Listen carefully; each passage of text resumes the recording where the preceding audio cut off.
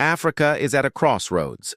In Burkina Faso, a young leader named Ibrahim Traoré has emerged. He's not your typical leader, he's only 34 years old. But he's already made it clear that he wants his country back. He wants sovereignty, dignity, and an end to the neo-colonialists who still control much of Africa. Meanwhile, in South Africa, it's a very different story. Once upon a time, the African National Congress was a liberation movement that fought against apartheid. But today, it's a party of corruption, indecision, and betrayal. Their leader, Cyril Ramaphosa, is so out of touch that he doesn't even live in the country. The question is, can Africa escape the cycle of compromise? Can it reclaim its promise? Or will the ANC's sad tale be the continent's future? You see, Africa is full of potential. It's a continent with a young population, abundant resources, and a strategic location. But for decades, it's been held hostage by corrupt leaders and foreign powers. That's why Traoré's story is so inspiring. He's a leader who's not afraid to speak out against the status quo. He's a leader who's willing to fight for his country's future. Africa is a continent that has always been defined by the struggle for liberation. From the jungles where guerrilla fighters resisted colonial armies to the halls where independence flags were first raised, stories of resistance have shaped its identity. Burkina Faso, small in size but mighty in spirit, once carried the torch of defiance through Thomas Sankara. Decades later, when the nation seemed lost to instability and dependency, Ibrahim Traoré emerged. At just 34, he stood not only as a president, but as a symbol, a reminder that courage and vision could still carve a path forward.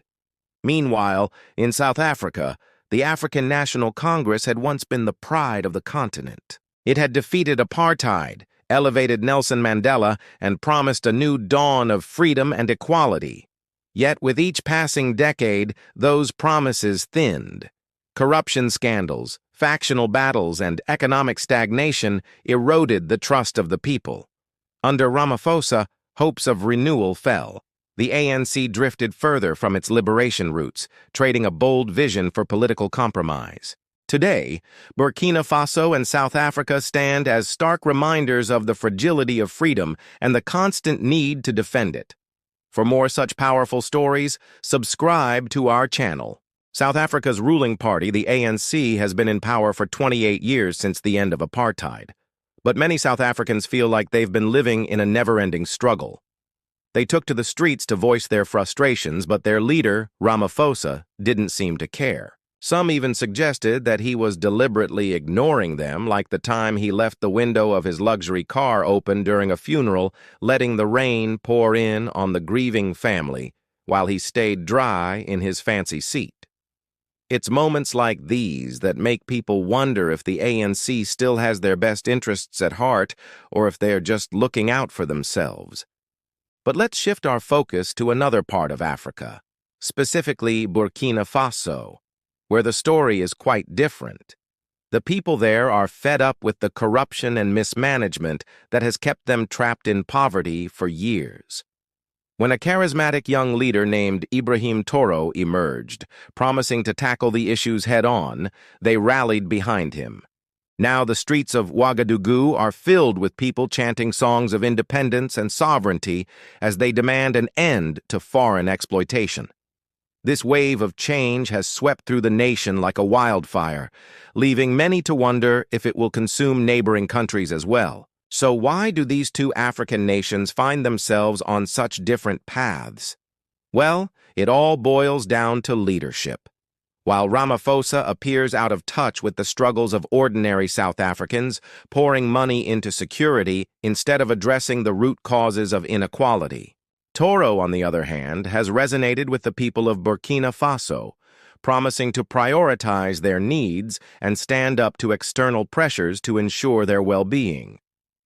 As South Africa continues to grapple with its internal issues, Burkina Faso seems poised to take a different path forward, one that values its people and prioritizes their needs. It's a stark contrast that raises important questions about the kind of leadership Africa needs in the 21st century. Can we see more leaders like Toro who are willing to put their people first and stand up to the challenges of foreign exploitation?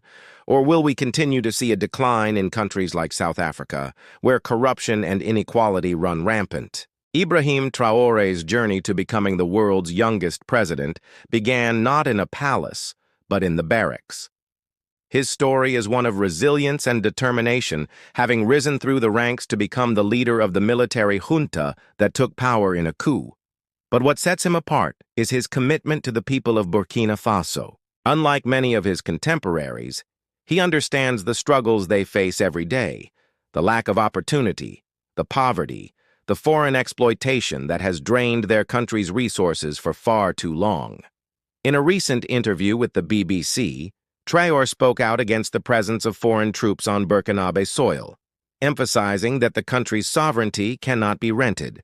He called for the withdrawal of both French and American troops, setting a 6-month deadline for the French and an immediate departure for the Americans. These demands are not just symbolic. They represent a growing sentiment across Africa towards greater self-determination and independence from neo-colonial powers. The people of Burkina Faso have suffered for decades under the weight of foreign exploitation. Their country's vast mineral wealth has been plundered while their leaders look the other way. But Toro is not willing to accept this status quo. He wants to change the narrative and reclaim Burkina Faso's narrative. And he is inspiring a new generation of African leaders to do the same. Across the continent, there is a growing chorus of voices demanding an end to foreign interference and a new era of African agency.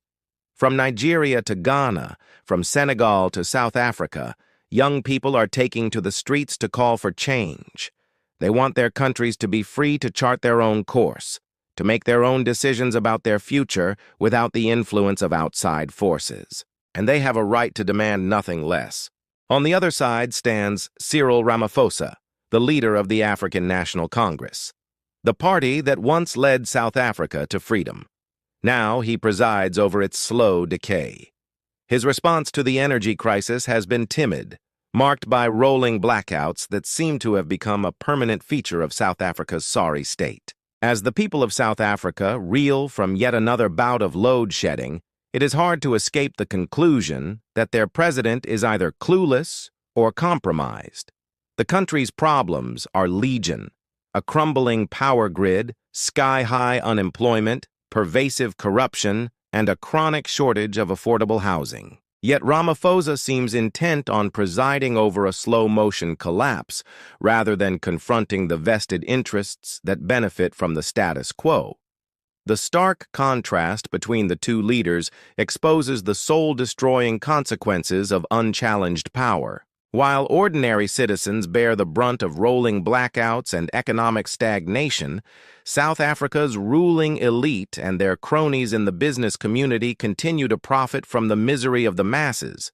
It's a grim reality that underscores the urgent need for change. As the masses of South Africa face yet another bout of load shedding, it is hard to escape the conclusion that their president is either clueless or compromised.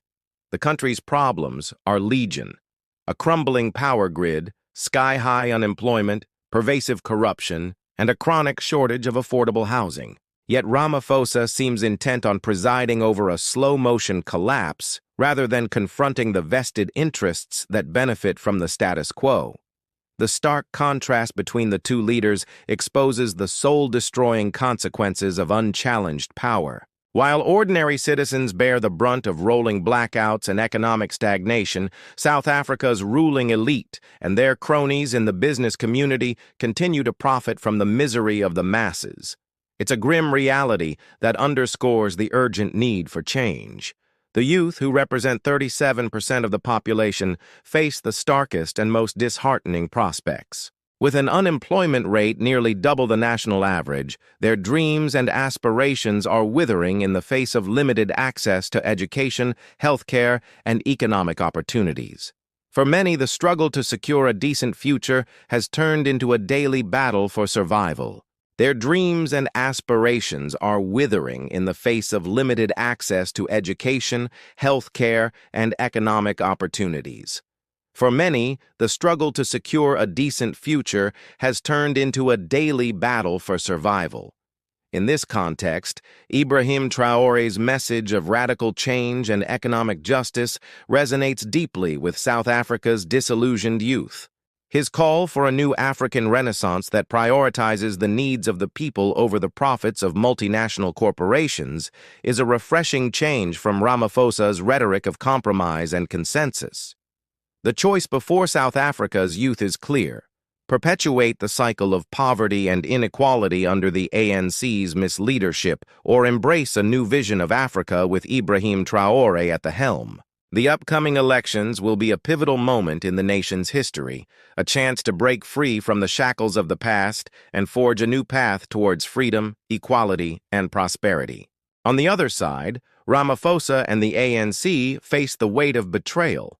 South Africans see power cuts and collapsing services and an elite that is insulated from their struggles. They see a government that was once sworn to fight inequality, instead perpetuating it. They see a president who's more concerned with maintaining party unity than with addressing their urgent cries.